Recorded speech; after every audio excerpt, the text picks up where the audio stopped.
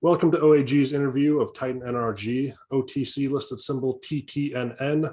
Today I have the pleasure of joining with me President and CEO Alex Majalca Jr., as well as Secretary and Treasurer Henry Varga, to break down more about the company and its financials after its recent merger in February. Hi, this is Alex Majalca, CEO of Titan NRG. Glad to be here, Josh. And I'm Henry Varga, a CPA, and I'm grateful to be here as well and part of this organization. All right, well, thanks for joining me, guys. Really appreciate it. Let's go ahead and break into this. Let's discuss the annual report for the fiscal year ending March 2022 that just came out last week. This is the first time investors are getting a view into Titan NRG's financials. Can you go ahead and break down what they're going to be seeing and what they're going to be looking at?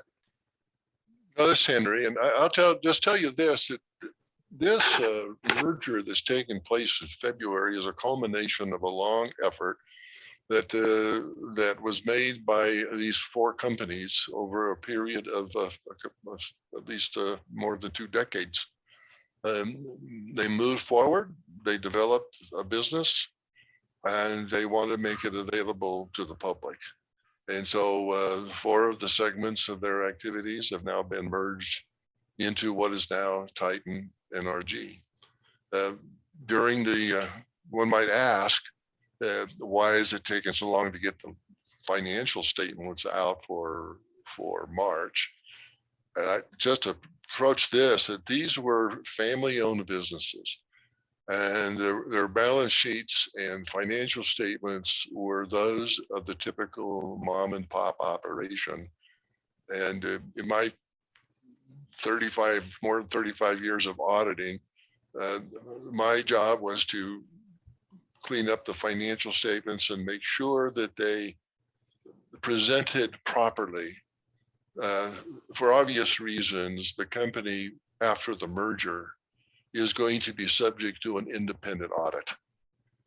And the balance sheets I needed to know were correct. And so there were some assets that had been fully depreciated and discarded over the years. In fact, there was over 1,400 propane tanks that were not on the balance sheet. They were actually owned by another organization, historic to the family, so to speak. Family members that owned those tanks post-merger decided to just give them to the company without any further compensation. And so those tanks are on the books for virtually nothing. Obviously, they're worth a great deal more than virtually nothing. And so the assets as portrayed on the balance sheets is not indicative of the current value of those assets. If you look at them, the assets are almost entirely depreciated. Those deductions for tax purposes and accounting purposes were taken in prior years. Those tanks have almost unlimited life. Occasionally they have to be maintained or valves replaced. They're all in working order, and almost all of them are in use and generating an income through APE fuels. In addition to that, the company has created the rail yard. It now has access to the rail yard and using it on a regular basis, as well as access to a lot of equipment, some of which is not yet owned by the company. We're waiting for the owner of the equipment to fully liquidate the debts against the equipment, and then we anticipate merging that also into the company at some future date. So the company has come a long ways, and one of the things I want to point out is that Alex has done a tremendous job and has shown us a huge interest in making sure that the balance sheets and the financial statements are as accurate as we can be. And so the inventories, for example, have been observed by the outside auditors for the last 3 times they've been counted. And we anticipate that inventory will be maintained at its current value. Now, the inventory is determined in 2 different ways, but primarily it's the number of gallons on hand. NRG rail, the inventory is composed of propane inside of rail cars. And often the rail cars are full with a seal on them. The seal is not broken until the propane is starting to be removed from those. The inventory for fuels is stored in one of several tanks, some used for delivery purposes, retail purposes, or just storage to put into the delivery vehicles. That's kind of a lowdown, a very brief comment on the financials as they sit. Alex, did you have anything that you wanted to add?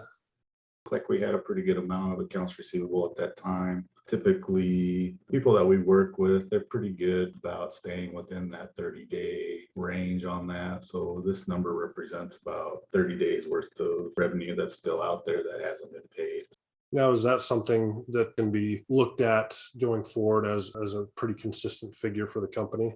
I would say that number was probably at the height of our busy season, so it may be a little bit larger than what we normally see. You know, it fluctuates, depends on these companies that we're working with, you know, Marathon, Ferrellgas, and AmeriGas, and they fall behind or they've gotten, maybe they're having some staffing issues, so things fall behind. So right now, it's in the environment that we're in, it's tough to say. That number's pretty indicative of what happens, and it fluctuates up and down, you know, based on season and basically our seasonal. And that number is the end of our season, and that number's probably a little bit big. I'll add one other thing to what Alex is saying is if you look at the income on the report, the income is only the income generated by the company after February 3rd. So it's February 4th through March 31st.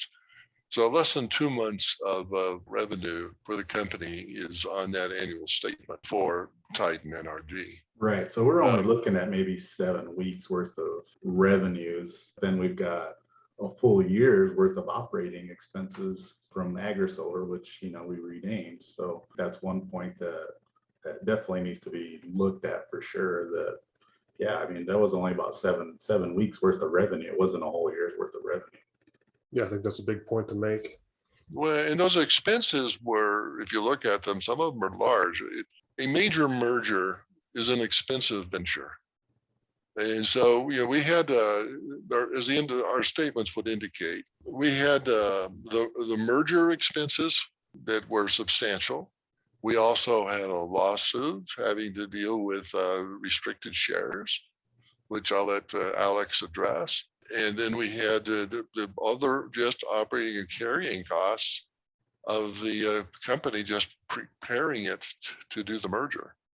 Do you guys have a timeline to take this to an auditor, go down the path of working towards uplisting to OTCQB and all of the requirements that come along with that? It is my desire that the company is thoroughly audited.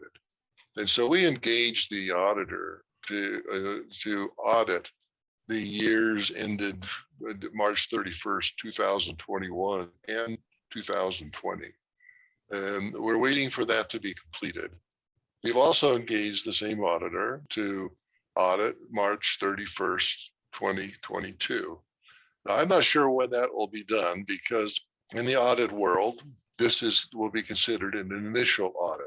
Always in an initial audit, there's some extra procedures, extra cautions that they're going to be looking at the records to make sure things that the financial statements are fairly presented.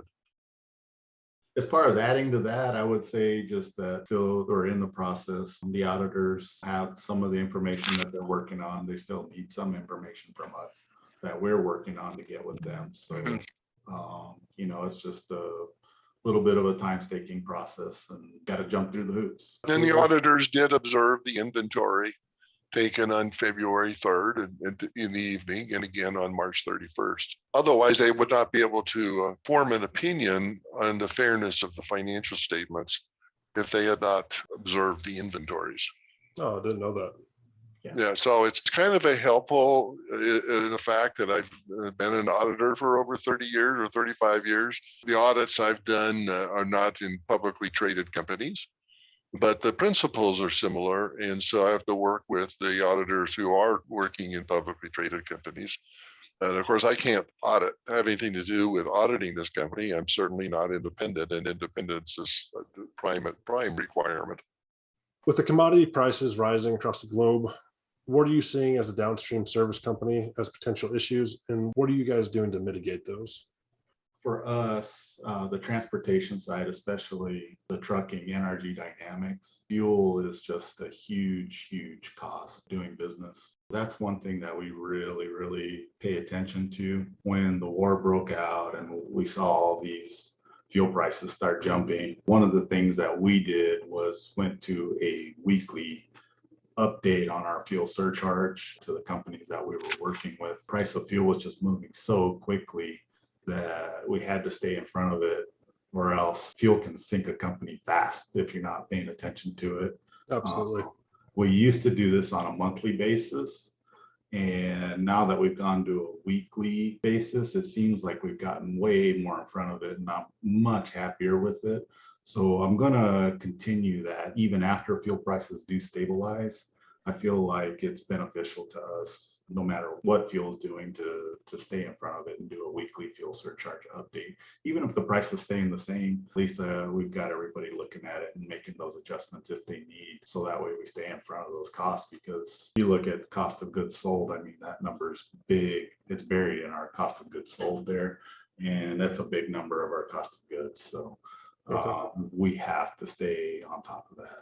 You know, along with that, we've seen a lot of tightness there in the trucking industry. That can lead us to some organic growth opportunities. What's happened and what we're seeing, especially in California, we're seeing companies ask for contracting the trucks, so that way they make sure that they have them, because the trucks are getting so tight. And especially what we do with the niche market, it's tough for those guys to have carriers that are reliable and doing these loads that they need done and moving the gas around. So they're starting to contract. And for the first time, we actually have some of our trucks under contract doing that specific thing for these companies, particularly in LA right now. I'll add to that. Just my personal observation on one issue.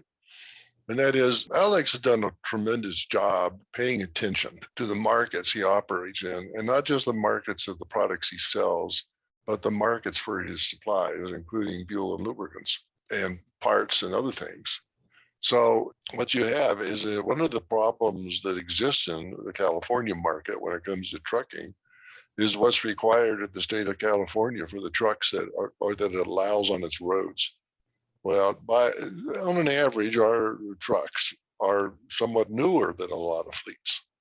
And so we don't have a problem getting our trucks into California and operating. Alex pays a really close attention to that, and looks for other opportunities to expand because of the uniqueness and the strength. The other observation I want to make quickly is this. There's a reason why this particular set of companies has done so well and has got to the point where it is today, particularly when it's considered a small fry in the industry it works in. It's literally sandwiched in between its two major competitors, which there are fences on both sides of them. And yet they compete very well because the quality of the service that have been provided from the day they entered business. And that quality of service and reliability has gone a long ways for the growth of the company. That's good to hear. Yeah, and I think, one of the things I'd like to add to that is that one of the new models that we did for the trucking NRG dynamics is we adapted this summer-winter allocation model. And basically what it says is if you keep the trucks busy during the summer months when it's slow, then you'll be guaranteed that truck for the winter time. And we started alerting these companies that we were working with to this before last season, before the season started. And it's really helped us this summer to keep these trucks rolling and keep the bottle work going, because that's where we really, the bottle work is where we make a lot of the money. So the longer we can keep those bottles rolling, the better off we are. What kind of things are you guys doing in the summer then to keep those trucks busy? Well, like I said, I mean, we're doing, the adaption of that. And so what the tightness, I want to go back to the tightness of the trucking in this industry, or just trucking in general, is that, they want to make sure that they're going to have these trucks in the winter when they need them most. So what they've done is they're moving some of their fleets around to do other things. So that way we can stay rolling on bottles.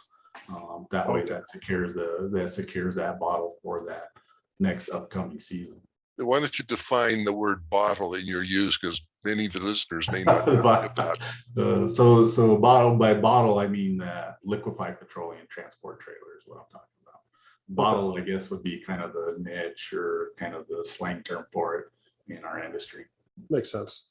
Now, there's another piece, let's just expand on that. When Alex is successful keeping these trucks busy during the summer, yes, that makes them available. But what that means is that the customers who are paying for the use of the trucks find such reliability in this company's work ethic and in its success in terms of getting products where they need to be when they're supposed to be there, that they are going out of their way to make sure that this company succeeds. So, Alex, give an idea. How many states are we running in now? Well, we're in 9 states now, and I think that's couldn't be a truer statement, because our success, when they secure our success, they're also successful as well, because they're getting the product where they need it when they need it. It becomes more reliable product, so you don't have dispatchers worried about, oh, did the load showed up? Is the gas there? When we take an order, it's there when it's supposed to be there. And if there's a problem, then we're immediately communicating that. Well, and along that, I'll just add this one little tidbit. Alex is not afraid of climbing into a truck and driving. That makes a big difference. He's as capable a driver of one of those semi trucks as anyone on the road. And he's not afraid to do it. I think he enjoys it, quite frankly. I don't know about all that, but so let me add a little bit about the retail company too. We've added a keep full service for AP fuels, and basically it's a remote monitoring system that we've rolled out, and we're getting higher than expected subscription with that. That helps with the not only because it's a subscription based, but because now we can determine when we need to go out there and fuel that up, and we can maximize our deliveries. That helps save costs. Well, explain a little more what that system does and how it works, Alex. Well, it's just a remote monitoring. It's a sonar style monitor that goes on the tank, and it's cellular, so it shoots out and sends the information into our back office, and the girls are able to look at that and kind of determine when that customer is going to need gas. Okay. And then we can schedule that in when we're in the area rather than just hitting one so off. We're monitoring tank volumes so that the customers don't have to worry about when they're going to run out of fuel. Oh, that's excellent. It's a great idea. We are adopting some overdue upgrades for AP Fuels, the retail company. We've needed to upgrade some of the software and payment systems on the backside. Customers are now able to go in and go to the website and hit the payment option, and they can pay their invoices right online, whereas before they had to call it in. The office would have to manually input the card or whatever their payment was at the time. So that's helping to create some efficiencies there in the office. One of the other things we're doing is managing our bobtails a little better by putting cameras in there with some real-time tracking. And this enables the office to help the customers when they call in. A lot of these people live in rural areas, so they have animals and things like that. So they kind of need to know a close guesstimate time when that driver is going to be there, so they can put the animals away or have the gate open or whatever the case may be. And so now they're able to really pinpoint that, and they can get them, usually within 15 to 30 minutes of when we'll be at arrival. Oh, that's great. For the benefit though of those who may not know who are listening, a bobtail is the retail delivery truck. Can you give investors some insight into the company's subsidiaries? You said there's 4 companies all that make up Titan NRG. Can you kind of give us a breakdown There's NRG Dynamics, and that's basically the trucking part of it. There's APE Fuels, which is the retail that serves Tucson and surrounding. We have Vespine, which is the wholesale. They handle the purchasing of fuel and contracting of fuel. And then we have NRG Rail, which is the rail terminal, and it gets the gas moved from the rail cars to a truck or whatever it is, module that we're using of transportation. The last two, Vespine and NRG, we've not really been marketing them quite yet, trying to wait until we get some infrastructure in there, fully really give it a push there for the market. But this last winter, they still performed pretty well, simply because there was some shortages there into Southern California. So we were able to help out a couple companies there going into San Diego and LA and do it right there out of our facility. So we had some revenues over the winter that kind of came through and did really well. So we're pretty happy with that. What is the future anticipation with the growth of the rail yard? Well, so we have 1.3 million gallons of storage approved for that site. I think we'll probably end up doing that in stages. Working towards putting that infrastructure in is huge, and it'll really speed up the process, because right now we're just transloading it. Once we have the terminal in there and some storage, I think it's just going to work like clockwork. So that's really what we're looking for, and then really start going after some of these contracts for Southern California. Yeah, again, for the benefit of those who don't fully understand the terminology, if you look on the company website or Twitter page, you'll see a portable tower next to the rail cars. That's the transloader, and it moves the fuel directly from the rail cars to the trucks.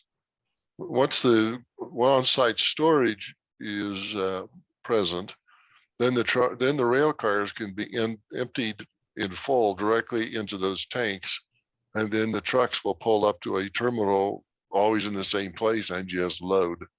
It'll be more efficient, and it'll be better for the company all around. And we won't have rail cars sitting there. They'll come in, they'll be unloaded, and they'll be ready to leave again. I've been tracking it since I first discovered the company. I'm really excited for the development of the rail yard and where that's going to really take the company in the future. One of the big internet talking points has been the share structure and its increase in unrestricted shares back in February. Can you explain why the increase happened and how it pertained to the merger? So a couple of points in regard to the unrestricted shares. So this was the structure that basically what was needed to make the deal happen. There was a lot of meetings and a lot of discussions with the family and partners and everybody on this actual very subject. But really what it all came down to was that this needed to be an asset for asset merger and not an asset for a restricted asset merger. And so that's why we had to do this the way we did with the unrestricted shares. Partners didn't want to have given up an asset and then go ahead and have a restricted asset. The intent of the shareholders is the primary shareholders, or any of the insiders for that matter, have no current plans to selling any shares. Yeah, I think one of the points that we need to make is that the insiders don't have any intentions of selling here in the short term for sure. But I think for us in particular, we don't see any reason any of the insiders are going to let go of shares at this time. Do you have an update on the second omnibus share cancellation that was PR'd back in May? So the court did grant us the second omnibus. Still waiting on the certified copy. I'm not sure why this particular certified copy is taking so long. I think the first omnibus, it only took 2 or 3 weeks, so I'll need to follow up again and see why the transfer agent hasn't received that second certified copy yet. The court did grant that, and we're set to cancel about 12.5 million more shares. Once that one's done, there's only a few more shareholders that I've been working with. This deal's going to come to a close, so hopefully we're done with that. What was the total shares canceled? I think the first one set was like 33.5 million, right? Somewhere in there. And then the second half's going to be 12.5. So we're going to be somewhere in 45, 46 million shares in total canceled from the legacy restricted share holders of previous management. That's pretty incredible.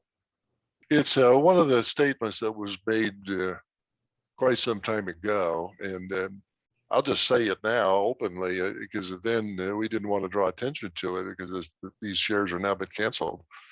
But the process of canceling these shares also canceled out any thought of a reverse split. It just eliminated the need. Thank you, Alex and Henry, for taking the time to join me today. It's been a pleasure getting to learn more about your team and the company.